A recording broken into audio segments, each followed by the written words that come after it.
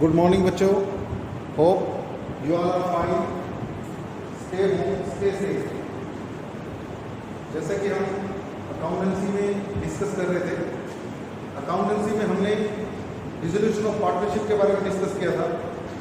उस dissolution of partnership के अंदर हमने उसकी practicals as well as theory उसके हमने सारे उसको डिस्कस कर लिया था। यहाँ तक हमारी जो है 2 यूनिट्स कंप्लीट हो चुकी है।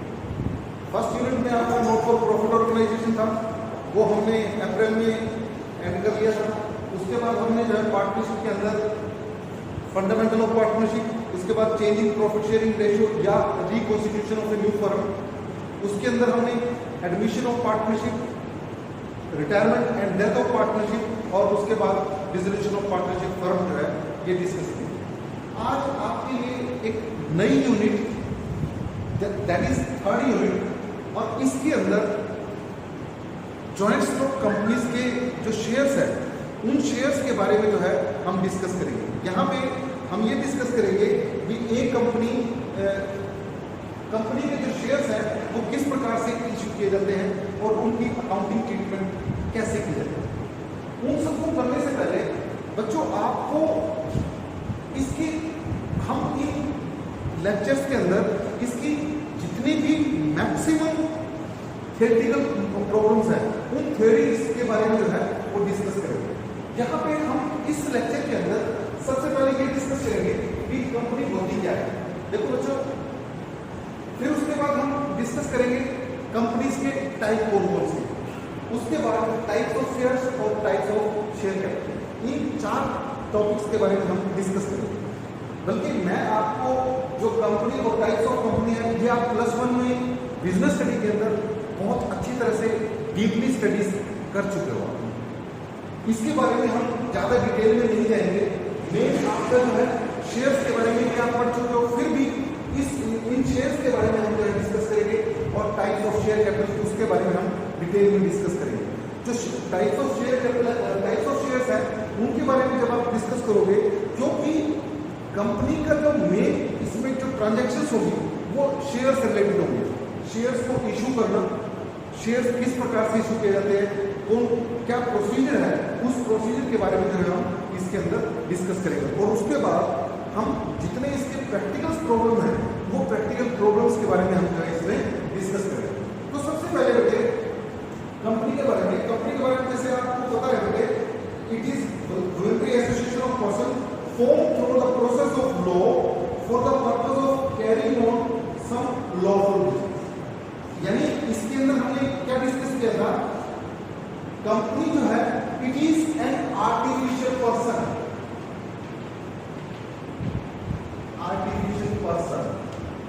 created by law having separate legal entity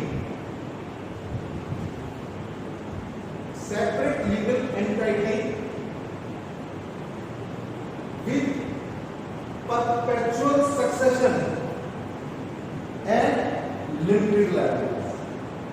यानी जो आपकी सोल प्रोप्राइटरशिप और पार्टनरशिप के अंदर जितनी भी ड्रॉबैक्स थी उन सारी ड्रॉबैक्स को इसमें कवर किया गया। बेटे जो कंपनी होती है वो एक आर्टिफिशियल पर्सन होती है। देखिए इसके अंदर इसकी फीचर्स भी हम जो है साथ साथ क्लियर कर लेंगे। ये इसकी जैसे कहते हैं ना, artificial person created by law, separate legal entity और उसके बाद परपेचुअल सक्सेस, ये इसकी फीचर्स के अंदर भी आ जाती है। ये इसकी सारी 5 की 5 फीचर्स भी जो है ना ये मीनिंग भी हो जाते हैं और ये फीचर्स भी। मैं इन सबको जो है डिटेल में आपको डिस्कस कर दूंगा। आर्टिफिशियल पर्सन का मतलब क्या होता है बेटे? देखो, एक होता है नेचुरल पर्सन, नेचुरल होता है जो ह्यूमन बीइंग होता है, जो which is created by God, और एक होता है आर्टिफिशियल पर्सन। आर्टिफिशियल पर्सन क्या होता है?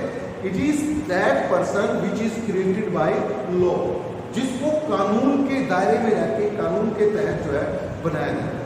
अब कंपनी का नाम मान लीजिए कोई एबी कंपनी है।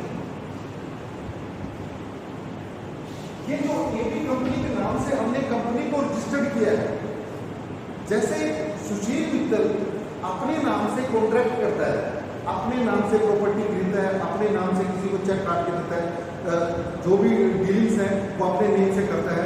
अगर कोई थर्ड पार्टी केस करती है तो मेरे ऊपर केस करेगी, मैं अगर केस करूँगा तो थर्ड पार्टी पे मैं अपने नाम से केस करूँगा। ऐसे ही जब कंपनी का नाम रजिस्टर्ड हो जाता है तो उस सिचुएशन के अंदर वो company as an artificial person काम करना शुरू कर देती है। वो अपने नाम से, हालांकि वो कंपनी खुद काम नहीं करती, उसके डायरेक्टर जो अपॉइंटमेंट उसमें की जाती है, जो मैनेजर है, जो सीईओ है, वो उस कंपनी की तरफ से काम करते हैं। और कंपनी की एक इसके अंदर हैविंग कॉमन सील,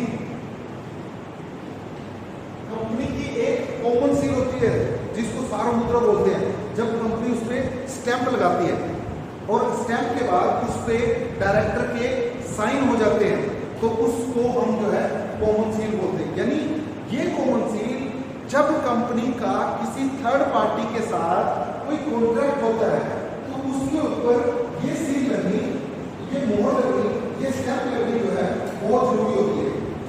उसके बाद ये कंपनी जो है वो अपना आगे का काम जो है वो कर सकती है। यहाँ पे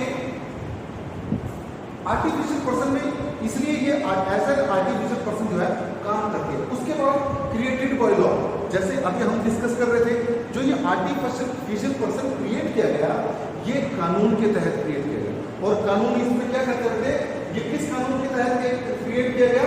कंपनी एक्ट 2013।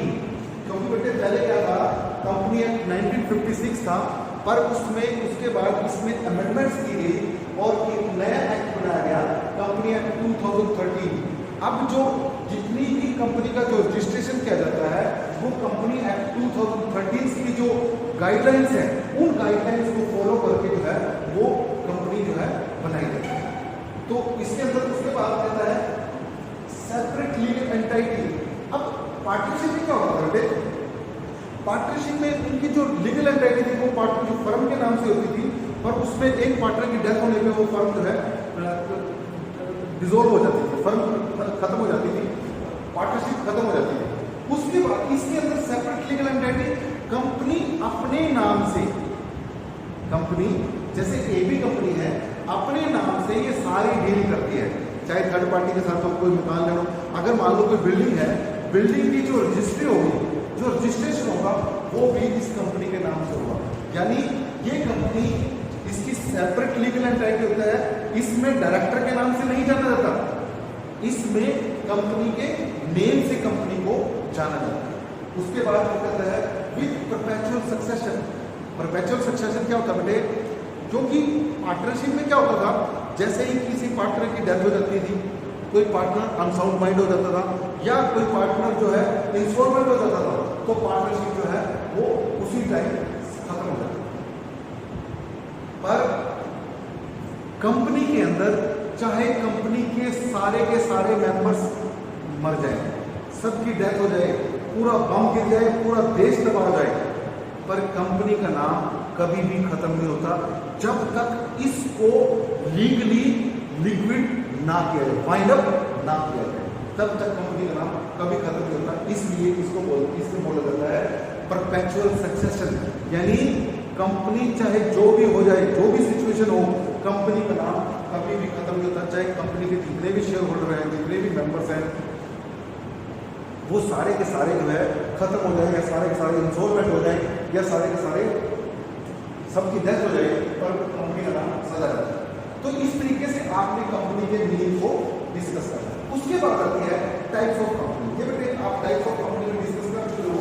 दो टाइप की कंपनी है, वैसे तो दो टाइप की है, पर आपको पता होना चाहिए एक थर्ड टाइप कंपनी और इंट्रोड्यूस हुई है, वो कौन सी है? जैसे प्राइवेट कंपनी, पब्लिक कंपनी, और थर्ड है वन पर्सन कंपनी। बच्चों ये आपको अच्छी तरह पता होगा, +1 में आपने इसके ऊपर नोट्स भी बनाए थे। वन पर्सन कंपनी जो एक आदमी जिसको ऑपरेट करता है, पर वो जो फैसिलिटीज है वो सारी कंपनीज की रहता है। प्राइवेट कंपनी का होती है in which there are minimum 2 members, maximum 200, और ये जो 200 मेंबर्स हैं, जो शेयर्स है कंपनी की, जो कैपिटल है, सिर्फ 200 शेयर होल्डर के अंदर जो है बटेगी। इससे ज़्यादा जो है कंपनी जो है इंट्रोड्यूस नहीं कर सकती अपने मेंबर्स को।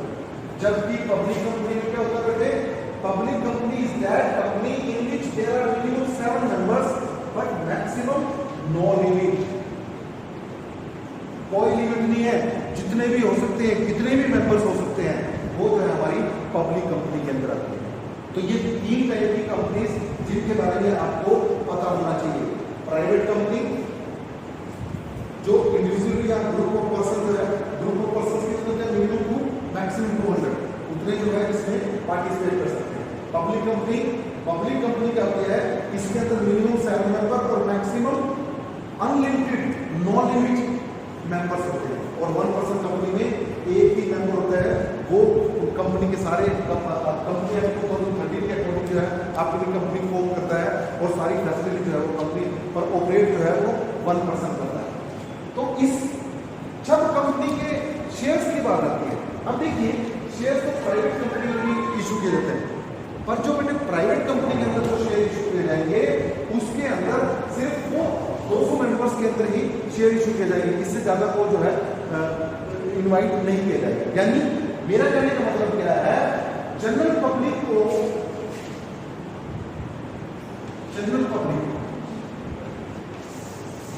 वो जब शेयर्स के लिए इन्विटेशन दिया जाएगा ना, वो सिर्फ और सिर्फ पब्लिक कंपनी में दिया जाएगा। प्राइवेट कंपनी में जनरल पब्लिक को इनवाइट नहीं किया जाएगा। इस चीज का आपने जो है इसके अंदर ध्यान रखना है। और जो ये हम इशू शेयर्स की बात कर रहे हैं, ये सिर्फ और सिर्फ हम पब्लिक कंपनी के बारे में हम इस टॉपिक के अंदर जो है वो डिस्कस करेंगे। ये चीज आपको पता होना चाहिए। अब जो पब्लिक कंपनी है वो किस टाइप के शेयर इशू करती है, मैं एक बार आपको रीड करके बता देता हूँ। डिस्ट्रिक्ट पब्लिक कंपनी में क्या कहता है, ये हमने 2013 के अकॉर्डिंग है और इसके अंदर क्या किया जाता है,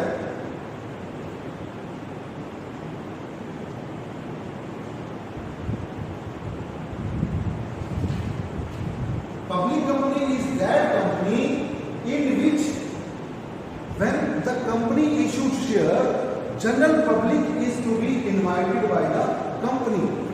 और इसमें दूसरी बात क्या होता है कि इसके जो मेंबर्स हैं, इसके मेंबर्स अनलिमिटेड होते हैं, वो कितने भी जो है इसमें इशू कितने भी जो है इसके मेंबर जो है इंक्लूड हो सकते हैं। यानी मान लो जब पब्लिक को जो इनवाइट किया जाता है तो उसमें कितने भी एप्लीकेंट्स अप्लाई कर सकते हैं और जितनों को चाहे कंपनी जो है अपने शेयर जो है अलॉट कर सकते हैं। उसके बाद बात आती है हमारी टाइप ऑफ शेयर्स के बारे में। अब जब कंपनी शेयर्स इशू करती है, अब शेयर्स क्या होते हैं, शेयर का मतलब समझिए, share means part of capital. Part of capital का मतलब क्या है, यानी जब कंपनी की जो कैपिटल होती है उसको हम पार्ट्स में डिवाइड कर देते हैं, शेयर्स में डिवाइड कर देते हैं, उसको हम ब्रेक करके, जैसे मान लीजिए मैं एक एग्जांपल देता हूँ, कंपनी की 1 लाख रुपए की कैपिटल है। कंपनी क्या करती है, इस 1 लाख रुपए कैपिटल को 10 रुपए के शेयर्स में डिवाइड कर देते हैं। तो इसका मतलब क्या हुआ, कंपनी के 10,000 शेयर्स हैं ऑफ ₹10 ईच, यानी कंपनी के 10,000 शेयर 10 रुपए के पर शेयर के हिसाब से कंपनी जो है वो जनरल पब्लिक में इशू करेगी। और उन शेयर्स को जो है जो एप्लीकेंट्स जो इनवाइट जिनको अप्लाई करेंगे उनमें से उन एप्लीकेंट्स को जो है कंपनी जो है अलॉट करेगी। और जिनको ये शेयर्स अलॉट कर दिए जाते हैं उसको उस कंपनी का शेयर होल्डर बोलते हैं। क्या बोलते हैं? Share holder. और ध्यान रखना बेटे, शेयर होल्डर जो होता है कंपनी का ओनर होता है। ये कंपनी के ओनर्स माने जाते हैं, कंपनी के मालिक होते हैं। यानी जितना इनके पास कैपिटल होता है, जितने शेयर्स होते हैं उतनी कैपिटल तक इनके ये जो शेयर होल्डर होते हैं उस कंपनी के ओनर माने जाते हैं, ओनर होते हैं। और इसके अंदर बेटे सबसे बड़ी बात क्या है कि लायबिलिटी जो कंपनीज है ना, चाहे वो प्राइवेट कंपनी है, चाहे 1% कंपनी है, चाहे पब्लिक कंपनी है, सबकी जो लायबिलिटी है वो लिमिटेड लायबिलिटी होती है। लिमिटेड लायबिलिटी क्या होती है बेटे? जिसके अंदर, इसका मतलब क्या है कि उस शेयर होल्डर ने जितना पैसा इन्वेस्ट किया हुआ है, जितना पैसा उस कंपनी के अंदर लगाया हुआ है, सिर्फ उतना ही पैसा डूब सकता है, उतना ही पैसा जो है यूज किया जा सकता है। उसकी पर्सनल प्रॉपर्टी को इसके अंदर यूटिलाइज नहीं किया जाएगा। यहाँ पे हम टाइप ऑफ शेयर की बात कर रहे थे। कंपनी जो है 2 टाइप के शेयर इशू करती है। एक शेयर होते हैं प्रेफरेंस शेयर, और दूसरा आता है इक्विटी शेयर।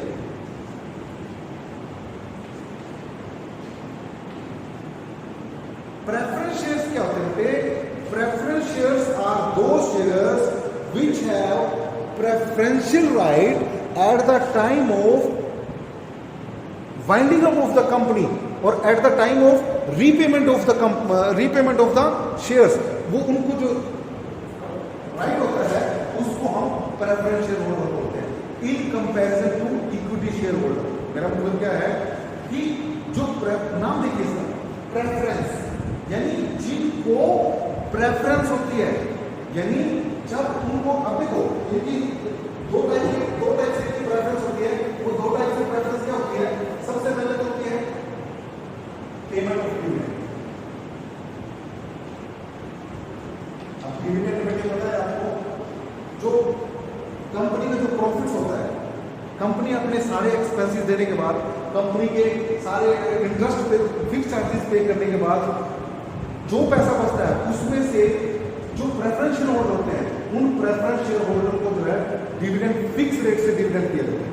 यानी प्रेफरेंस शेयर होल्डर वो शेयर होल्डर होते हैं which have preferential right at the time of repayment of dividend and repayment of capital in comparison to equity shareholder। यानी इक्विटी शेयर होल्डर से पहले इनको डिविडेंड दिया जाता है और इक्विटी शेयर होल्डर से पहले ही जब कंपनी वाइंड अप होती है इनकी कैपिटल की रीपेमेंट होती है। अगर कुछ बचता है तो जो बचेगा वो आगे इक्विटी शेयर होल्डर में डिवाइड होगा। अगर कुछ नहीं बचता तो इक्विटी शेयर होल्डर जो है उनको कोई राइट नहीं होता, वो क्लेम नहीं कर सकते, उनको कुछ नहीं मिल सकता। ये हो सकता है एक प्रेफरेंस शेयर होल्डर जो होते हैं, ये एक लिमिटेड पीरियड के लिए होते हैं। लिमिटेड पीरियड का मतलब क्या होता है? एक पर्टिकुलर टाइम ऑफ पीरियड, जैसे 2 साल, 10 साल, 20 साल, 50 साल, जितने साल के लिए वो कहते हैं एक limited period. After a specific period of time they are to be repaid by the company. इनको जो है कंपनी को रीपेमेंट करनी होती है। और दूसरी तरफ जो इक्विटी शेयर होल्डर होते हैं, अब जो प्रेफरेंस शेयर होल्डर होते हैं, प्रेफरेंस शेयर होल्डर में इसमें अलग अलग इसकी टाइप दी हुई है। प्रेफरेंस शेयर होल्डर की कुछ टाइप्स के बारे में भी हम डिस्कस करेंगे। सबसे पहले कहता है क्यूमुलेटिव प्रेफरेंस शेयर होल्डर। आप जो क्यूमुलेटिव प्रेफरेंस शेयर होल्डर को देखिए, इसकी टाइप्स के बारे में डिस्कस करेंगे। क्यूमुलेटिव प्रेफरेंस शेयर होल्डर, जो क्यूमुलेटिव प्रेफरेंस शेयर होल्डर होते हैं, क्यूमुलेटिव प्रेफरेंस शेयर होल्डर हमारे 2 प्रेफरेंस शेयर होल्डर्स होते हैं which dividend if there is no profit to the firm in the current year। suppose current year मान लीजिए 2019 का है और 2019 में कंपनी को कोई प्रॉफिट नहीं हुआ और कंपनी ने क्या रखा, 10,000 क्यूमुलेटिव प्रेफरेंस शेयर्स इशू कर रखे हैं, 10% क्यूमुलेटिव प्रेफरेंस शेयर्स। अब कंपनी इनको जो है साल में 10% की रेट से जो है डिविडेंड दी। अगर कंपनी ने, देखो क्यूमुलेटिव एक ऐसी स्पेसिफिक कैटेगरी है जिसके अंदर अगर किसी साल कंपनी उनको डिविडेंड ना दे तो उनका वो डिविडेंड अगले साल कैरी फॉरवर्ड हो जाता है। यानी अगले साल के प्रॉफिट में से सबसे पहले उनको पिछले साल के जो डिविडेंड है वो दिया जाएगा, उसके बाद उस साल का डिविडेंड जो है वो दिया जाएगा। यानी इस साल का डिविडेंड अगर कंपनी इस साल में नहीं दे सकी तो इस साल के डिविडेंड को कंपनी नेक्स्ट ईयर में देगी, सिर्फ क्यूमुलेटिव प्रेफरेंस शेयर्स की कंडीशन। अगर शेयर्स क्यूमुलेटिव प्रेफरेंस शेयर्स और नॉन क्यूमुलेटिव का मतलब है भाई अगर कंपनी को प्रॉफिट हुआ तो डिविडेंड मिल जाएगा, अगर कंपनी को प्रॉफिट नहीं हुआ तो कोई भी डिविडेंड जो है वो नहीं दिया जाएगा। मतलब ये चीज आपने इसके अंदर ध्यान रखनी है। उसके बाद क्यूमुलेटिव नॉन क्यूमुलेटिव के बाद participating preference shares, non participating preference shares. Participating preference shares वो होते हैं जिनको एक्स्ट्रा बेनिफिट मिलता है, यानी जो जितना वो उनको जो डिविडेंड मिलता है, अगर कंपनी उनको डिविडेंड देने के बाद, इक्विटी शेयर होल्डर को डिविडेंड देने के बाद कंपनी के पास अगर कुछ पैसा बचता है तो वो पैसा इन प्रेफरेंस शेयर होल्डर में जो है बांट दिया जाता है। उनको हम पार्टिसिपेटिंग प्रेफरेंस शेयर्स बोलते हैं। यानी जितना डिविडेंड उनका फिक्स होता है उससे अलग अगर इन शेयर होल्डर को पैसा मिलता है या बोनस मिलता है तो उसको हम पार्टिसिपेटिंग प्रेफरेंस शेयर होल्डर बोलते हैं। और नॉन पार्टिसिपेटिव होते हैं जिनमें सिर्फ जितना उनका डिविडेंड फिक्स होता है वो डिविडेंड ही दिया जाता है। उसके बाद redeemable preference shares, irredeemable preference shares. Most of the time एक चीज ध्यान रखना, इररिडीमेबल प्रेफरेंस शेयर वैसे तो कंपनी इशू करती ही नहीं। रिडीमेबल प्रेफरेंस शेयर्स होते हैं which are to be repaid by the company within a specified period of time। 2 साल, 4 साल, 5 साल, जितने साल के लिए कंपनी को पैसे की जरूरत होती है, कंपनी उस लिमिटेड पीरियड के बाद उन शेयर्स की, प्रेफरेंस शेयर्स की रीपेमेंट करती है। ऐसे शेयर्स को हम रिडीमेबल प्रेफरेंस शेयर्स कहते हैं। और इररिडीमेबल होते हैं जिनकी पेमेंट कंपनी जब कंपनी वाइंड अप होती है तब उनकी रीपेमेंट की जाती है, उससे पहले उनकी जो है पेमेंट नहीं की जाती, उनको हम इररिडीमेबल प्रेफरेंस शेयर्स कहते हैं। एक होते हैं बेटे convertible preference shares. Convertible preference shares वो होते हैं बेटे which can be converted into shares और which are to be repaid, जिनको हम शेयर्स में या डिवेंचर्स में after a specific period of time हम जिनको शेयर्स के डिवेंचर में कन्वर्ट कर सकते हो उनको हम कन्वर्टेबल। नॉन कन्वर्टेबल का मतलब है which are to be repaid at a specific period of time, 2 साल 4 साल बाद जब भी उनकी पेमेंट करनी है हमने उनको सिर्फ कैश पेमेंट करनी है, उनको हम नॉन कन्वर्टेबल प्रेफरेंस शेयर्स हो। तो ये कुछ टाइप थी, इनके बारे में हम जो है जिसके बारे में हम डिस्कस कर रहे थे। नेक्स्ट लेक्चर के अंदर हम इक्विटी शेयर्स के बारे में और टाइप ऑफ कैपिटल के बारे में डिस्कस करेंगे। होप इस थ्योरी को आप जो है अच्छी तरह से देख लेंगे। Thank you.